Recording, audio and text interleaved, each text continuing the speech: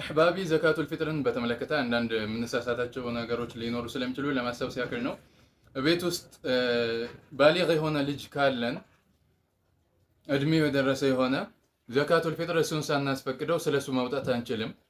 ዘካቱል ፊጥር ላወጣልህ ነው ብለን ነግረነው አውጡልኝ ካለ ወይንም ደግሞ እሱ አውጡልኝ ብሎ ሲጠይቀን እንጂ ብድግ ብለን እሱን ሳንነግረው ሳናማክረው ዘካቱል ፊጥር ስለዛ ባሊግ ስለሆነው ልጃችን ማውጣት አንችልም። ትክክል አይሆንም ማለት ነው። ይህንን ሁላችንም ልብ እንድንለው ማለት ነው።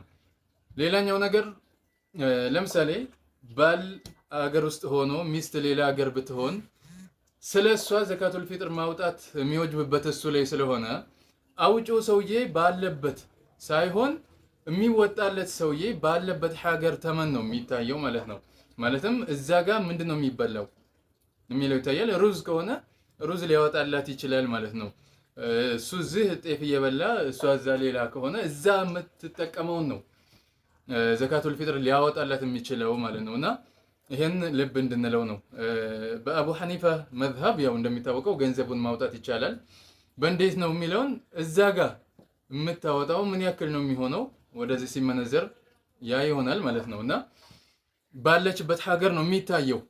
ያን ትኩረት እንድናደርግ ነው። ሌላኛው ዘካቱል ፊጥር ከሚሰጣቸው ሰዎች ከሚገባቸው ሰዎች ውስጥ የሆነን ሰው እናቱ ስለሞተችበት ወይም አባቱ ስለሞተበት ብቻ ልንጨምረው አንችልም። ያው ደሃ መሆን ሚስኪን እና ፈቂር የሚለው ውስጥ የሚገባ ነው አይደለም የሚለው መታየት መቻል አለበት ማለት ነው።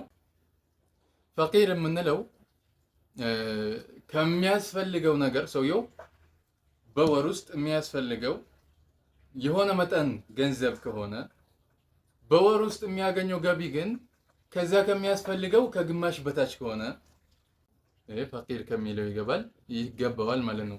ወይም ደግሞ ከግማሽ በላይ ያገኛል ግን የሚያስፈልገውን ያክል አያገኝም፣ ይሄም ምስኪን ከሚባለው ይገባዋል ማለት ነው። ምን ያክል ነው የምናወጣው ለሚለው በኪሎ ሲታይ 2 ኪሎ ተቅሪበን ከ50 ግራም አካባቢ ይሆናል። ያው ተረፍ አድርጎ ማድረጉ ለጥንቃቄው የተሻለ ነገር ነው ማለት ነው። ዘካቱል ፊጥር ማውጣት የሚወጅበው ታዲያ በሰውየው ላይ እንዴት ነው ከተባለ የሚቀለበው ነገር ካለው የሚለብሰው ነገር ከሚበላው እንዲሁም መቀለብ ግዴታ የሚሆንበት ሰዎች ሊኖሩ ይችላሉ። እነሱንም ከሚቀልበው ተርፎት የሚለብሰውን ከሚያለብሳቸውም ሰዎች ማለት ነው ግዴታ የማልበስ ግዴታ ካለበት ከዛሊከ ከመኖሪያውም እንዲሁም ሊያኖራቸው ግድ ከሚሆንበት ሰዎች የተረፈ ሆኖ እንዲሁም መኖሪያ ሲባል እንግዲህ ቤት ኪራይ ሊሆን ይችላል። እንዲሁም እዳ ካለበት ከእዳውም የተረፈ ሲሆን ነው ማለት ነው። ግን የአመት ቀለብ ማለት አይደለም እዚህ ጋር ማለት ነው። የመቼ ነው? ዒዱን ቀንና ቀጥሎት ያለውን ለይሉን 24 ሰዓቷን ማለት ነው።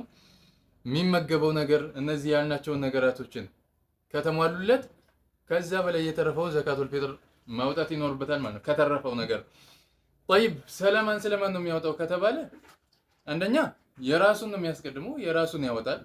ከዛ ከተረፈ የሚስቱን ያወጣል። ከዛ የተረፈ ካለ ለትናንሽ ልጆቹ ያወጣል። ከዛ የተረፈ ካለ የእናቱን ከዛ የአባቱን እያለ የነዚህን ነው የሚያወጣው ማለት ነው።